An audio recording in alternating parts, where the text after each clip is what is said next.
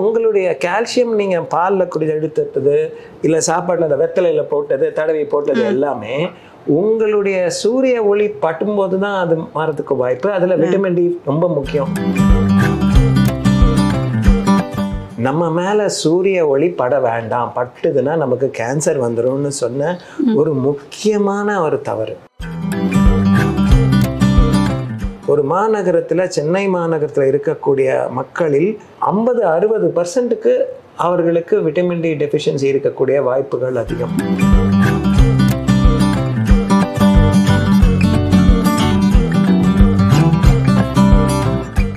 Welcome to Mallika Badrinath வீட்டு சமையல்.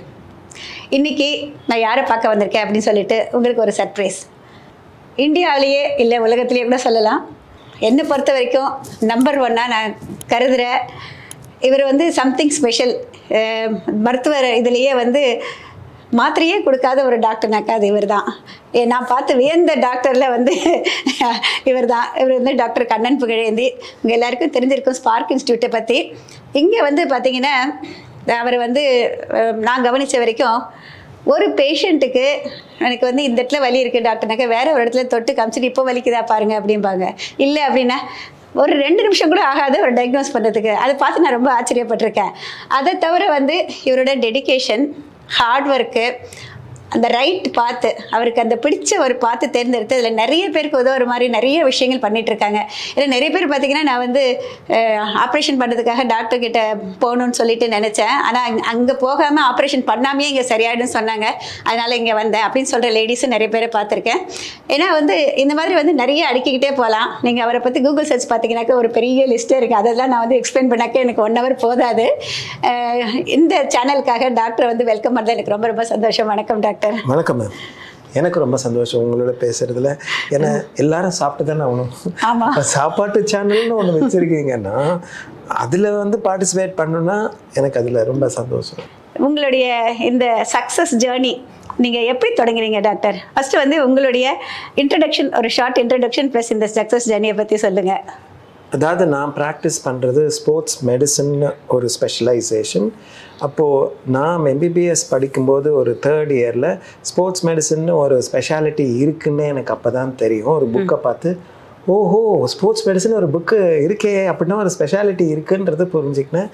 நான் ஒரு ஆத்லீட்டாக இருந்ததுனாலும் ஒரு பாஸ்கெட் பால் ஆடுற பிளேயராக இருந்ததுனாலையும் இதை என்னுடைய ஸ்பெஷாலிட்டியாக கொண்டு வரணும் அப்படின்னு நினச்சி அந்த மெட்ராஸ் மெடிக்கல் காலேஜுக்குள்ளே இருக்கிற எல்லா இடத்துலையும் பார்த்தேன், இந்த மாதிரி ஒரு ஸ்பெஷாலிட்டியே காணுமே. அப்படின்னா நான் என்ன பண்ணுறது? யாரை கேட்டாலும் அதை பற்றி தெரியல. ஓகே, இதுதான் நான் பர்சீவ் பண்ணணும்னு அன்றைக்கி முடிவு பண்ண நாளிலேருந்து தொடர்ச்சியாக அதை பற்றி நான் கற்றுக்கிறதும் அதை ப்ராக்டிஸ் பண்ணுறதும் அது கிட்டத்தட்ட ஒரு 3rd 4th இயர்லேருந்தே ஆரம்பிச்சாச்சு. அதனால் நான் எம்பிபிஎஸ் முடிக்கிறதுக்கு முன்னையே எனக்கு இதுதான் பண்ணணும் அப்படிங்கிற ஒரு எண்ணம் ரொம்ப தீவிரமாக இருந்தது. அது இல்லாமல் YMCA காலேஜுக்குள்ளே நான் போய் ட்ரெயின் பண்ணுறதுக்காக இருந்தபோது அங்கே அத்லெட்டிக் கோச் ராவணன் ஒருத்தர் இருந்தார். அவர் எனக்கு கோச் பண்ண ஆரம்பித்த போது நம்ம ஸ்போர்ட்ஸ் மெடிசனில் பயிற்சிகளினுடைய நுணுக்கங்களை அங்கே தெரிஞ்சுக்கிறதுக்கு வாய்ப்பு கிடச்சிது. அதை வச்சு என்ன காய்ஞ்சிரியாவதோ அதெல்லாம் சரி பண்ண முடியுங்கிறத தெரிஞ்சுக்கணும். இது எல்லாமே அந்த YMCA காலேஜில் இருந்த ஸ்போர்ட்ஸ் ஸ்கூலில் அந்த ஸ்போர்ட்ஸ் அத்லெட்டிக் கோச் எனக்கு ஆப்பர்ச்சுனிட்டி கொடுத்து இதை வளர்ப்பதற்கான ஒரு வாய்ப்பை கொடுத்தது. இது அங்கேருந்து தான் நான் ஸ்டார்ட் பண்ணேன்.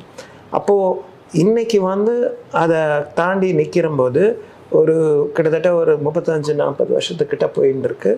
அந்த சமயத்துக்குள்ளார ஸ்பார்க்குன்னு ஒன்று 2006 தான் ஆரம்பித்தோம். அது சுஜாதானுடைய முழு முயற்சியினால்.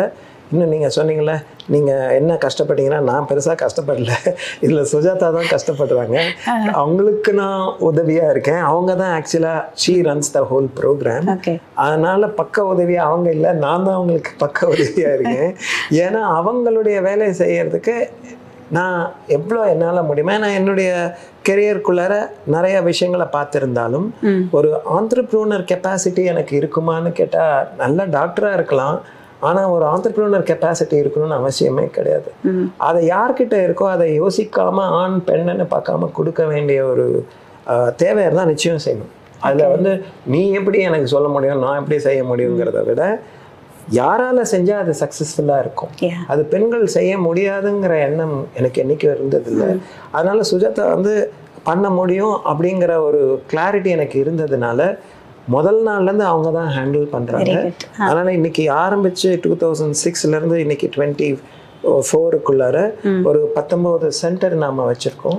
அந்த 19 சென்டரும் டெல்லி, பாம்பே, ஹைதராபாத், பெங்களூர், கோயம்புத்தூர், திருப்பூர், மதுரை, பாண்டிச்சேரி, சென்னையில் ஒரு 8, இது எல்லாத்துக்கும் அவங்களுடைய முழு நம்பிக்கையும் அவர்களுடைய உழைப்பும் அவங்க தான் ரிக்ரூட் பண்ணி இந்த ஃபிசியோதெரபிஸ்ட் வேணும், இவங்க வேணும், இவங்களை இந்த குவாலிஃபிகேஷன் இருக்கணும், வேறு யார் யார் வரணும் அப்படிங்கிறது எல்லாமே அவங்க வேலை. அதனால் நீங்கள் என்ன கேட்டிங்கன்னா நான் என்ன பண்ணேன்னா என் வேலையை நான் பண்ணினே இருக்கேன், அவங்க வேலையை அவங்க ஜாஸ்தி பண்ணி. இல்லை ஒரு ஆணின் வெற்றிக்கு பின்னால் வந்து ஒரு பெண்ணின் பங்களிப்புன்னு சொல்லுவாங்க இல்லையா, அது நீங்கள் வந்து நான் சொல்லாமையே நீங்கள் கரெக்டாக சொல்லிட்டீங்க. ஒருத்தர் வந்து அவருடைய ஃபீல்டில் வந்து வரணும் அப்படின்னாக்கா அவங்களுடைய பார்ட்னர் வந்து சரியானபடி அமைகிறப்ப நல்ல ஒரு க்ரோத்து, நல்ல ஒரு இது கரெக்டாக, அது நீங்கள் கரெக்டான பார்த்து தேர்ந்தெடுத்துருக்கீங்க. யாருமே தேர்ந்தெடுக்காத பார்த்து அப்படிங்கிறப்போ எல்லாருமே நோட்டீஸ் பண்ணுவாங்க இல்லைங்களா. அது ப்ளஸ் வந்து you are doing so much, என்ன சொல்கிறது, ஸ்போர்ட்ஸ் பர்சன்ஸுக்கு பண்ணுறீங்க, ப்ளஸ் எங்களை மாதிரி லேடிஸ்க்கு யார் யாருக்கு பிரச்சனை இருக்கோ அவங்களுக்கு, ஜென்ஸுக்கு, ப்ளஸ் வந்து மென்டலி அந்த ரீஹேப், அந்த சில்ட்ரன் வராங்க, அந்த மாதிரி நிறைய ஃபீல்டில் இருக்கிறவங்களுக்கு யூ ஆர் ஹெல்பிங் தம் அப்படிங்கிறப்போ அது ஒரு ஆத்ம திருப்தியை கொடுக்கக்கூடிய ஒரு விஷயமாகவும் இருக்குது இல்லைங்களா. சரி டாக்டர், எனக்கு வந்து ரொம்ப ரொம்ப சில்லியாக இருக்குன்னு நினச்சிக்காதீங்க. ஒரு பேசிக் ஒரு லேடிக்கு வர ஒரு ஜென்ரல் டவுட்ஸ் எல்லாம் கிளியர் பண்ண சொல்லி, ஏன்னா நான் பார்த்த வரைக்கும் லேடிஸ் வந்து நான் வீட்டில் வேலை பண்ணுறேனே, நான் வந்து எனக்கு எதுக்கு எக்ஸசைஸு, எனக்கு எதுக்கு வாக்கிங், இவ்வளோ நடக்கிறேனே அப்படிங்கிற மாதிரி ஒரு தாட் இருக்குது. சின்ன வயசுலேருந்து அவங்க வந்து படிக்கிற காலத்தை தவிர அதுக்கப்புறம் கல்யாணம் பண்ணதுக்கப்புறம் வேறு எந்த மதமாகவும் எக்ஸசைஸ்க்கு போகிறவங்க ரொம்ப ரொம்ப குறைவு. இப்போ கொஞ்சம் அவேர்னஸ் நிறைய வந்திருக்குன்னு வச்சுக்கோங்களேன். பட் ஒன்ஸ் வந்து வலி வந்ததுக்கு அப்புறமா அவங்க ஆடி ஆடி நடக்கிறப்ப செய்கிறப்ப நம்ம அப்போ தான் வந்து தே ரியலைஸ் ஏதோ நமக்கு வந்து சரியில்லைன்னு சொல்லிட்டு, அதுக்கப்புறம் வர்றப்ப என்ன இருந்தாலும் பழைய நிலைமைக்கு வர்றது கொஞ்சம் டிஃபிகல்ட்டாக இருக்குது. இப்போ இந்த மாதிரி ஒரு நிலைமையில் ஒரு பெண்ணுக்கு வந்து நீங்கள் என்ன அட்வைஸ் கொடுக்குறீங்க? இப்போ நிறைய பேர் பள்ளி மாணவிகளாக இருக்கும்போதே எந்த அளவுக்கு அவங்க உடம்பை நல்லா பார்த்துக்கிற வாய்ப்பு சுற்றுப்புற சூழ்நிலைனால அமைது. அங்கே ஓடணும், விளையாடணும், படிக்கிறது மட்டும் முக்கியம் இல்லை. அதனால் இன்றைக்கி குழந்தைகளாக பள்ளியில் படிக்கிறவங்களுக்கும் அவங்க அம்மா அப்பா தாத்தா பாட்டிங்களுக்கெல்லாம் என்ன சொல்லுவேன்னா, இந்த என்ஜாய்மெண்ட்டை நீங்களும் என்ஜாய் பண்ணிங்க, ஆனால் இப்போது அதை என்ஜாய் பண்ண முடியல, ஏன்னா நீங்கள் படித்து முடிச்சிட்டிங்க, அதெல்லாம் தேவையில்லைன்னு நினைக்கிறீங்க. ஆக்சுவலாக பாரதியார் என்ன சொல்லியிருக்காரு, ஓடி விளையாடு பாப்பா, நீ ஓய்ந்திருக்கலாகாது பாப்பா. அப்போது காலை முழுதும் படிப்பு, மாலை முழுதும் விளையாட்டு. அப்போது நாம் விளையாட்டே ஒன்று இல்லாமல் படிச்சுக்கினே இருக்கணும், நிறையா சம்பாதிக்கணும் அப்படின்னு நினைக்கிறோம். அதனால் அந்த பள்ளி பருவத்தில் இருக்கக்கூடிய வாய்ப்புகள் நம்ம எலும்பு ஸ்ட்ராங்காக இருக்கிறதுக்கும் தசைகள் வலுவடைவதற்கும் நாம் செய்யக்கூடிய நம்மளை அறியாமலே நம்ம அந்த பயிற்சியில் செஞ்சுக்கிட்டு இருக்கோம். அதில் ஒரு காம்படிஷன் வரும்போது ஒரு பிடிக்காதவங்களோட நம்ம சேர்ந்து ஒரு டீமை அமைக்கணும். தோல்வி இருந்தாலும் நம்ம தொடர்ச்சியாக அதில் பங்கேற்று நம்ம திரும்ப வெற்றியை காணணும். ஏன்னா வாழ்க்கையில் நிறைய தோல்விகள் சந்தித்தாலும் பெண்கள் அதை தாண்டி போகக்கூடிய ஒரு மனப்பக்குவத்தை பெறணும்னா அது ஸ்போர்ட்ஸ் கொடுக்க முடியும். அடுத்து எந்த ஒரு கஷ்டம் இருந்தாலும் அதை தாண்டியும் வரக்கூடிய ஒரு உடம்பு நன்றாக அமைவதற்கு இப்போ ஒரு இமேஜ்னு வாங்க, செல்ஃப் இமேஜ் ஒன்று இருக்குது. அந்த இமேஜ் வந்து ஆணை விட பெண்களுக்கு வந்து அது ரொம்ப முக்கியமானது. இப்போ ஒரு படம் எடுத்து போடுறாங்கன்னு வச்சுக்கோங்களேன், அவங்க சீரியல்னா போட மாட்டாங்க, போட்டு விட்டு போயினே இருப்பாங்க. ஏன்னு கேட்டால் இவங்களுக்கு இது நல்லா இல்லை, இது ஆங்கிள் சரியா இல்லை, இந்த பக்கம் இருந்தால் நல்லா இருக்கும், அந்த அளவுக்கு பார்க்கக்கூடிய ஒரு பார்வை அவங்களுக்கு இருக்கு. ஆனா தங்க உடம்ப தாங்க பராமரிக்கணுங்கிற எண்ணம் மட்டும் போயிடுச்சு. அதுதான் பள்ளி மாணவர்களை காட்டும்போது இவங்கள மாதிரி நம்ம படிக்கணும்னு நினைக்கணும். அது இருந்துருச்சுன்னா மிச்சதான் தானா வந்து அமையும். அது என்னன்னு நம்ம பேசும்போது தெரிஞ்சுக்கலாம். ஓகே டாக்டர், இப்போ நான் வந்து விட்டமின் டி டெஃபிஷியன்சி பற்றி வந்து அதுக்கு முந்தைய எல்லாம் கேள்விப்படவே இல்லை நம்ம நாட்டில்.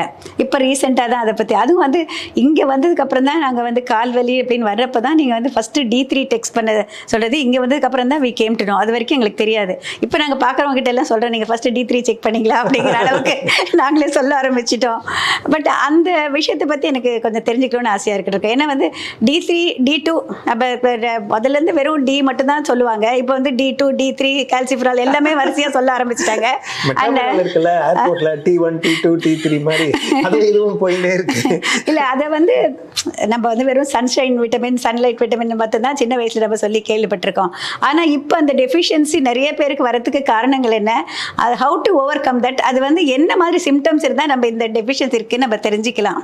இப்போ விட்டமின் D3 நமக்கு குறைவதற்கு காரணம் என்னன்னா, நம்ம மேலே சூரிய ஒளி பட வேண்டாம், பட்டுதுன்னா நமக்கு கேன்சர் வந்துடும்னு சொன்ன ஒரு முக்கியமான ஒரு தவறு. அது வந்து சரி கிடையாது. அது நம்மளுடைய இருக்கிற மக்கள் தொகையில் ரொம்ப கரிசனமாக குறைந்த அளவில் இருக்கிறது தான் அந்த பிரச்சனையை தூக்கி எல்லார்கிட்டையும் கொடுத்துடுறோம். சன்ஸ்கிரீன் போடாமல் போக முடியாது, நம்ம கருத்துட்டுச்சுன்னா என்ன பண்ண போகிறோம், கருப்பாக இருந்தால் நல்லா இல்லை வெள்ளையாக இருக்கணும் அப்படிங்கிற எண்ணங்களினால பெண்கள் முக்கியமாக அவர்கள் சூரிய ஒளி படாத நிலையை உண்டு பண்ணிக்கிறாங்க. அப்போ எஸ்கிமோவாக மாறுறோம். அந்த நாட்டில் அவங்களுக்கு சூரியனே கிடையாது, அதனால அவங்களுக்கு விட்டமின் டியை மில்க்ல ஃபார்ட்டிஃபை பண்ணுறாங்க. ஆனால் நாம் இப்படிப்பட்ட ஒரு டிராபிக்கல் கண்ட்ரியில் உட்காந்துக்கிட்டு நாம் வந்து சூரிய ஒளி என் மேலே விழக்கூடாதுன்னு நினச்சோன்னா அதனுடைய முக்கியமான பக்க விளைவு என்னன்னா விட்டமின் டி கம்மியாக்குறது. அப்போ அந்த விட்டமின் டி நாம் என்ன மாதிரியான சோர்ஸில் நாம் எடுத்து உள்ளே கொண்டு வந்தாலும் அது விட்டமின் டியை நம்ம ஏன் முதல்ல பார்த்தோன்னா, அந்த விட்டமின் டியை சூரிய ஒளி பட்டுதுன்னா அது ஆக்டிவ் ஃபார்மாக மாறுது. அந்த ஆக்டிவ் ஃபார்மாக மாறுறதை நாம் இன்னைக்கு தனியாக எடுத்தும் கொடுக்க முடியும். அந்த விட்டமின் D2 D3 அப்படின்னு சொல்கிறதெல்லாம். அப்போது அந்த மாறுதல்களை நாம் தெரியறதுக்கு கொஞ்சம் டைம் எடுத்தது, இதை நாம் யூஸ் பண்ண முடியும்னு. ஆனால் இன்றைக்கி பெண்கள் வந்து அவங்க போடுற ஒரு ரிக்குவயர்மெண்ட், அவங்க க்ளோதிங் என்ன போடுறாங்க, அவங்களுடைய சன் எக்ஸ்போஷருக்கு வெளியில் போகிற வாய்ப்புகள் இல்லாமல் ஒரு ஏசி ரூமுக்குள்ளார ஒரு அறைக்குள்ளாரே இருக்கக்கூடிய நிர்பந்தங்கள். இப்போ வீட்டில் இருக்கிறோம், வெயில் என் மேலே படாது அப்படின்னு நினச்சோன்னா அவங்க வாழ்க்கை துணையாக வந்த நாள்லேருந்து அவங்களுக்கு பயிற்சிங்கிறது ஒன்று இல்லை. அந்த பயிற்சி கூட முடிஞ்சால் ஏசியில் இருக்க ஒரு ஜிம்முக்கு தான் போவோம். வெளியில் போக வேண்டியது சாயங்காலத்துக்கு மேலே தான் நான் போவேன். அப்போது தொடர்ச்சியாக வாழ்க்கையில் இந்த சூரிய ஒளி படலைன்னா இந்த செடி கொடி இங்கே இருக்கிற எல்லாமே அந்த சூரியனால தான் இருக்குது. அந்த சூரிய ஒளி நமக்கு கிடைக்கலன்னா நமக்கு ஒரு பெரிய ஒரு பிரச்சனை உண்டாகுங்கிறத புரிஞ்சுக்கிட்டு வரோம் இப்போ தான். ஏன்னா இந்த ஒரு 15 இயர்ஸுக்கு முன்னாடியே நமக்கு இந்த மாதிரியான விட்டமின் டி டெஃபிஷியன்சி நமக்கு இருக்குங்கிற இன்ஃபர்மேஷனே தெரியாது, மெடிக்கல் வேர்ல்ட்லேயே தெரியாது. அந்த 15-20 இயர்ஸுக்குள்ளார இப்போது சடனாக பார்த்தோன்னா ஒரு சிட்டியில் இருக்க பாப்புலேஷனில், ஒரு மாநகரத்தில், சென்னை மாநகரத்தில் இருக்கக்கூடிய மக்களில் ஒரு 50-60% அவர்களுக்கு விட்டமின் டி டெஃபிஷியன்சி இருக்கக்கூடிய வாய்ப்புகள் அதிகம். இன்னும் கேட்டால் அதை விட ஜாஸ்தி இருக்கலாம். அது ஏன்னு கேட்டால் நம்ம அது தேவைன்னு நினைக்கல, எல்லா மாதிரி கிடச்சிக்கிட்டு தான் இருக்கும் அப்படின்னு நினைக்கிறோம், சாப்பிட்றனேன்னு நினைக்கிறோம். அதில் வெஜிடேரியனாக இருந்தாலும் இன்னும் கொஞ்சம் கஷ்டங்கள் இருக்குது. ஸோ நமக்கு வந்து கிடைக்க வேண்டியது அத்தியாவசியம்ங்கிற எண்ணம் இல்லை. அத்தியாவசியம் இல்லை. அதில் டாக்டர் நிறைய அப்பார்ட்மெண்ட்ஸ் வந்துருச்சு, வீட்டுக்குள்ளேயே சன்லைட் பட மாட்டேங்குது. அப்படியே வந்தாலும் நான் அதில் உட்கார மாட்டேனே, எனக்கு வந்து கருப்பாயிருவேனே, ஏசி தான் போட்டுக்கிறாங்க. அப்போ அவங்களுடைய கலர், தோலினுடைய கலர் இம்பார்ட்டன்ஸ் கிடைச்சது. ஆனால் அது கீழே இருக்கிற எலும்பு அதனுடைய கெப்பாசிட்டியை இழந்ததுன்னா பெண்கள் அவர்களுடைய மாதவிடா காலத்தின் முடிவுல மனபாஸ்ல அந்த கெப்பாசிட்டி இன்னும் வேகமா டிராப் ஆகும். ஆண்கள் அப்படி கிடையாது. அதனாலதான் பெண்கள் வந்து அவர்களுடைய இளம் வயதுல அந்த எலும்புல ஒரு பேங்க் மாதிரி எடுத்துக்கிட்டோம்னா கால்சியம் டெபாசிட் அந்த பேங்க்ல நிறைய இருந்தா அவங்களுடைய போன் ஸ்ட்ரென்த்து அவங்களுடைய மெனோபாஸ் வரும்போதும் நல்லா இருக்குது. அதனால் குறைஞ்சாலும் பாதிப்பு ஏற்படாது. ஆஸ்டியோபீனியா, ஆஸ்டியோபோரோசிஸ் வராது. என்ன அர்த்தம்னா கால்சியம் டென்சிட்டி நம்ம எலும்பில், இப்போ சிமெண்ட் ஒரு செவத்துல போட்டிருக்கோம் பாருங்களேன், அதுதான் அந்த செங்கல்ல பிடிச்சிட்டு இருக்கு. அந்த சிமெண்ட்டை கொஞ்சம் கொஞ்சமாக உருவுன மாதிரி நினச்சிக்கோங்க. அப்படி நினச்ச போது அந்த செவரே அப்படியே ஆடுற மாதிரி இருக்குது. ஏதோ ஒரு மேலே லைட்டாக இடித்தா கூட அந்த செவரு விழுந்துடும் சார். அதே மாதிரி எலும்பும் ஒரு ட்ரிவியல் ஒரு ஃபால், ஒரு சாதாரண தட்டுச்சு, நான் அப்படி போய் பிடிச்சதுல எனக்கு எலும்பு உடஞ்சிருச்சு. இந்த மாதிரி காரணங்களை பார்க்கணுன்னா பெண்கள் அவர்களுடைய சூரிய ஒளி வீச்சு அவங்க மேலே விழணும். இல்லை விட்டமின் D3 வருஷத்தில் ஒரு 4 வாரமாவது அவங்க எடுக்க வேண்டியிருக்கும். வாரத்தம் ஒரு தடவை எடுக்கலாம், இல்லை தினமும் எடுத்துக்கலாம். அதற்கான முறைகள் இன்னைக்கு டாக்டர் அவங்க சந்திச்சு அவங்களுக்கு விட்டமின் டி டெஃபிஷியன்சி இருக்கான்னு பார்த்துட்டு அதுக்கப்புறம் எடுக்கிறது நல்லது. ஏன்னா விட்டமின் டியை கேட்டால் நான் இப்படி சொல்லிடுவேன், 30 கீழே இருந்தால் வாகா பார்டருங்க அப்படின்னா நீங்கள் உங்கள் நாட்டில் இல்லை வேற நாட்டில் இருக்கிறீங்க. எக்ஸசைஸே பண்ணாமலே வலி வரும், சும்மா இருக்கும் போதே வலி வரும். 30 வந்து வாகா பார்டர்னா அதுக்கப்புறம் நீங்கள் லூதியானா அமிர்த்சர் அங்கே இருக்கிறீங்கன்னு அர்த்தம். அந்த இடத்துல இருக்கும்போது எவ்வளோ தூரம் வீட்டிலேருந்து தள்ளி இருக்கோ அதை பொறுத்து எவ்வளோ எக்ஸசைஸ் நீங்கள் வந்து பண்ண வலி வர வாய்ப்பு உண்டு. கிட்டக்க இருக்கீங்கன்னா நிறைய பண்ணால் வாய்ப்பு, தூரம் இருந்தீங்கன்னா இன்னும் கொஞ்சம் குறைஞ்ச லெவல்லே வந்துடும். 50 இருந்தால் நீங்கள் சொந்த வீட்டில் இருக்கிறீங்க, 50லேருந்து 70, 100னா பே ஆஃப் பெங்கால் இல்லை அரேபியன் சி. இது ஏன் இப்படி சொன்னேன்னா உங்களுக்கு புரியுற மாதிரி இருக்கும். அதுக்கப்புறம் யாருக்கு ஓஹோ 100க்கு மேலே போனால் தப்போ, ஆமாங்க நிறைய அளவுக்கு மிஞ்சினா அமிர்தமும் நஞ்சு விட்டமின் டியும் நஞ்சு, அது பிரச்சனையை உண்டு பண்ணும். இல்லை அது இல்லை டாக்டர், இப்போ வந்து வெறும் கால்சியம் மட்டும் போதாது, கட்டாயம் விட்டமின் டி இருந்தால் தான் கால்சியம் அப்சார்ப்ஷன் ஆகுங்கிறீங்க. முடியாது, ஏன்னா உங்களுடைய கால்சியம் நீங்கள் பாலில் குடி எடுத்துட்டது இல்லை சாப்பாட்டில் அந்த வெத்தலையில் போட்டது தடவி போட்டது எல்லாமே உங்களுடைய சூரிய ஒளி பட்டும்போது தான் அது மாறதுக்கு வாய்ப்பு. அதில் விட்டமின் டி ரொம்ப முக்கியம். Absorption, transport, deposit. இப்போ நீங்கள் பணத்தை கொண்டு போய் பேங்க்ல போடணும், பேங்க்ல இருக்கிறது அங்கே உள்ள போய் சேரணும், அது அக்கௌண்ட்டுக்கு திரும்ப வரணும். இதே மாதிரி உங்க அக்கௌண்ட்டுக்கு வரலன்னா காசு போட்டிருக்கோம் ஆனால் வரல. விட்டமின் டி எடுத்தவங்களுக்கு எல்லாருக்குமே இது விட்டமின் டி சேர்ந்துருமானா இல்லையா, அதுவும் முக்கியம். அப்போதான் கொஞ்சமாவது சூரிய ஒளி உங்க மேல விழுவதற்கான வாய்ப்புகள் வச்சுக்கிறது நல்லது. அதுவும் வெளியே சில பேர் சொல்லுவாங்க, சார் நீங்க சாயங்காலத்துல படவே கூடாது, காலையில பட்டா நல்லது. ஏதோ ஒரு நேரம் படட்டும், இல்லைன்னா டாக்டர் சந்தோஷமா இருப்பாரு. இல்ல டாக்டர் 7 மணிக்கு நல்லதா இல்ல 10 மணிக்கு எப்படி நீங்க சொல்றீங்க? எந்த நேரம் இருந்தாலும் நல்லது. இந்த நேரத்துல கிடைச்சுதான் தான், அதாவது யூவி ரேஸ், அல்ட்ரா வயலட் ரேஸ்ல தான் அந்த கெப்பாசிட்டி வருது. அதே நீங்க கண்ணாடிக்கு பின்னாடி உட்காந்து வெயில் விழுது ஆனா கண்ணாடிக்கு இந்த பக்கம் உட்காந்துருக்கேன், அதுல வந்து இந்த கிளாஸ் இருக்கு அதனால என் மேல அது கருப்பாவது அப்படின்லாம் நினைச்சீங்கன்னா அந்த class will absorb the UV rays. அது பிரயோஜனம் இல்லை. நீங்க வெயில்ல உட்காந்து பேப்பர் படிங்க இல்ல நடங்க என்ன ஒண்ணா பண்ணுங்க, அது காலையில பண்ணீங்கன்னா அதனுடைய இது ஈஸியா முடிஞ்சது. அதுக்கப்புறம் அதை பத்தி யோசிக்க வேண்டாம். சாயங்காலத்துல இருக்கிற வேலைகள் நுணுக்கங்கள்ல நீங்க அது பண்ணறது கஷ்டம். தினமும் கட்டாயம் ஒரு 1 hour வெயில்ல இருக்கலாமா டாக்டர்? 1/2 மணி நேரம் போதும். 1/2 மணி நேரம் போறோம். ஓகே, 1/2 மணி நேரம் நீங்க வந்து அந்த உட்கார்ந்து செய்யக்கூடிய அந்த வேலைகளை அங்க பண்ணாலும் சரி, உங்க எக்ஸ்போஷர் டு த சன்க்கு உங்களுடைய கை கால் எக்ஸ்போஷர் இருந்தால் நல்லது. அது நிறைய பேர் அவங்க வீட்டில் இருக்கும்போதும் ஃபுல்லாக கவர்டாக இருந்தாங்கன்னா கொஞ்சம் கஷ்டம்.